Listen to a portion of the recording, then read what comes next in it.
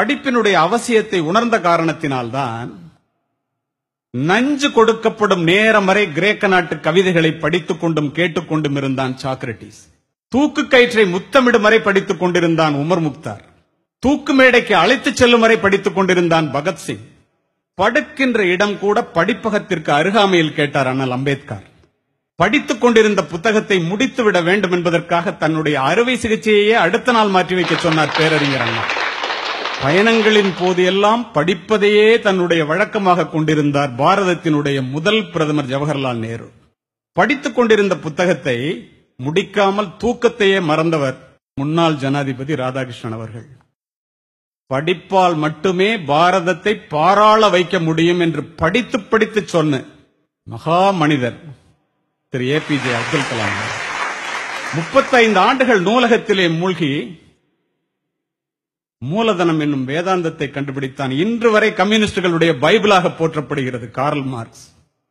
இதையெல்லாம் நான் எதற்காக சொல்லுகின்றேன் என்றால், படிப்பு ஒரு மனிதனை எந்த அளவிற்கு உயர்த்தும் என்பதை ஆசிரியர்கள் உணர வேண்டும்.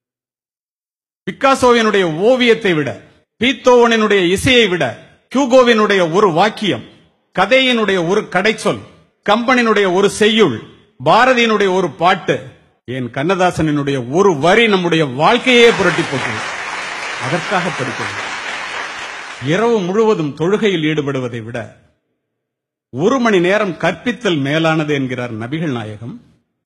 கற்றுக்கொள்வது மனித பண்பு, கற்றுக் கொடுப்பது மனித மாண்பு. கற்க தோங்குபவன் மாணவன், கற்றுக்கொண்டே இருப்பவன் ஆசிரியன். கற்றுக் கொடுப்பதனால் தான் ஆசிரியரை கற்றுக் கொடுப்பவர் என்று சொல்லுகின்றோம். நமக்கு அதிகமான ரோஜா மலர்கள் வேண்டும் என்றால் அதிகமான செடிகளை நட வேண்டும் என்பது இயற்கை. நமக்கு அதிகமான அறிவு வேண்டும் என்றால் அதிகமான புத்தகங்களை படிக்க வேண்டும். நீரளவே ஆகுமாம் நீராம்பல், தான் கற்ற நூல் அளவே ஆகுமாம் நுண்ணறிவு.